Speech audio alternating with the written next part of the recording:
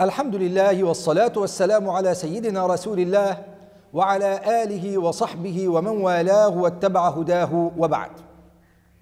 أيها المشاهد الكريم، في اللقاء السابق تحدثنا عن حسن الاختيار وبينا كيف أنه يمثل الركن الأول في تحقيق السلام الأسري، واليوم نتحدث عن الركن الثاني للحياة الأسرية الهادئة والمستقرة، ألا وهو مبدأ التكامل. نعم، الزواج في شرعنا الشريف يقوم على مبدأ يضمن له الاستمرارية والسعادة الحقيقية. هذا المبدأ هو مبدأ التكامل، ومعناه أن كل طرف في الحياة الزوجية يعطي الطرف الآخر ما يحتاجه ويكمل ما ينقصه. مأساتنا اليوم إخوة الإسلام أساسها أن جو البيوت مشحون بحالة من الأنانية، فكل واحد من الجنسين يدخل الحياة الزوجية وهو ينتظر ماذا سيأخذ من الطرف الآخر، ولا ينظر ماذا سيعطي الطرف الآخر. الكل ينظر إلى احتياجاته هو فقط، ومع الأسف ينتظر حتى يأخذها، وإن لم تعط له تبدأ المناوشات والخلافات وينتهي الأمر بالشقاق والطلاق. ما هكذا تدار الأمور، وما هكذا تصلح أحوال البيوت. يا جماعة الإسلام، الزواج ود ووفاء، الزواج أخذ وعطاء. ولو نظرت في القرآن الكريم ستجد أن الحق سبحانه وتعالى أصل لهذا المبدأ بشكل مركز، فمعظم آيات الزواج تدور حول هذا المعنى. فمثلا تقرأ قوله تعالى: ومن آياته أن خلق لكم من أنفسكم أزواجا لتسكنوا إليها وجعل بينكم مودة ورحمة. فلو لاحظت كلمة زوج لفظ مفرد ومعناه اثنان، وكأن في ذلك إشارة إلى أن الزوج والزوجة وإن كانا شخصين مستقلين إلا أن كل واحد منهما لا يمكن أن يستغني عن الآخر.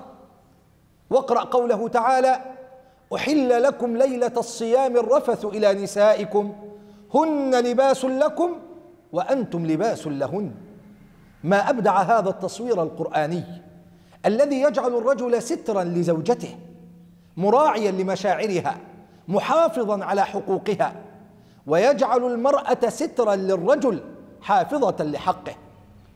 والناظر في شرعنا الشريف يجد أنه ليتحقق مبدأ التكامل بين الأزواج بين لكل طرف واجبه تجاه الطرف الآخر.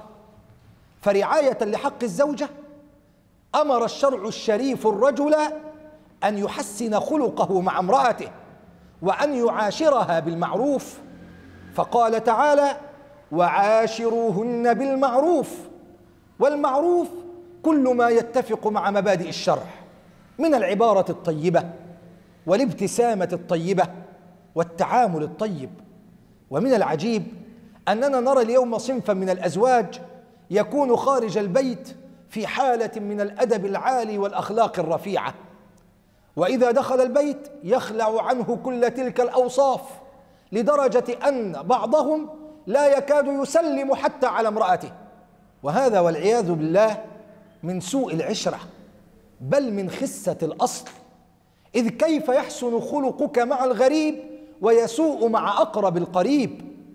أما سمعت رسول الله صلى الله عليه وسلم وهو يقول: خيركم خيركم لأهله وأنا خيركم لأهلي؟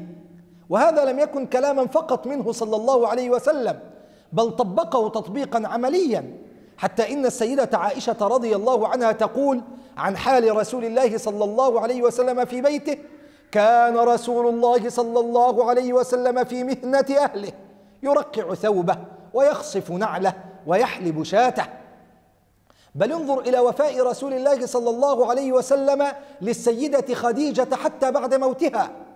تقول السيدة عائشة رضي الله عنها: ما غرت على أحد من نساء النبي صلى الله عليه وسلم ما غرت على خديجة، وما رأيتها ولكن كان رسول الله صلى الله عليه وسلم يكثر ذكرها، وربما ذبح الشاة ثم يقطعها أعضاء ثم يبعثها في صدائق خديجة، فربما قلت له: يا رسول الله، كأنه لم يكن في الدنيا امرأة إلا خديجة، فيقول صلى الله عليه وسلم: آمنت بي إذ كفر بي الناس، وصدقتني حين كذبني الناس، وواستني بمالها إذ حرمني الناس، ورزقني الله عز وجل منها الولد.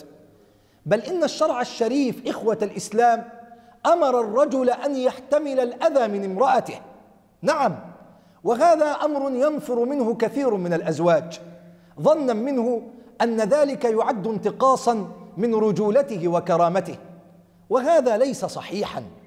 فالله عز وجل جعل للمرأة طبيعة خاصة، وهي أن عاطفتها تسبق عقلها، وبسبب ذلك تصدر عنها أحيانا بعض الأفعال الطائشة، الأمر الذي يتطلب من الزوج تحملا وصبرا.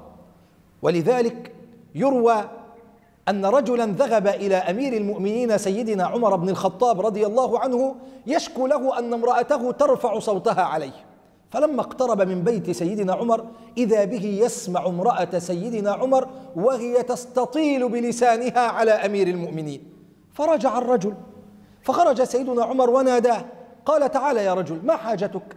قال: يا أمير المؤمنين، جئت أشكو إليك أن امرأتي ترفع صوتها علي، فإذا بي أسمع امرأتك تستطيل بلسانها عليك، فقلت في نفسي: إذا كان هذا حال أمير المؤمنين فكيف حالي؟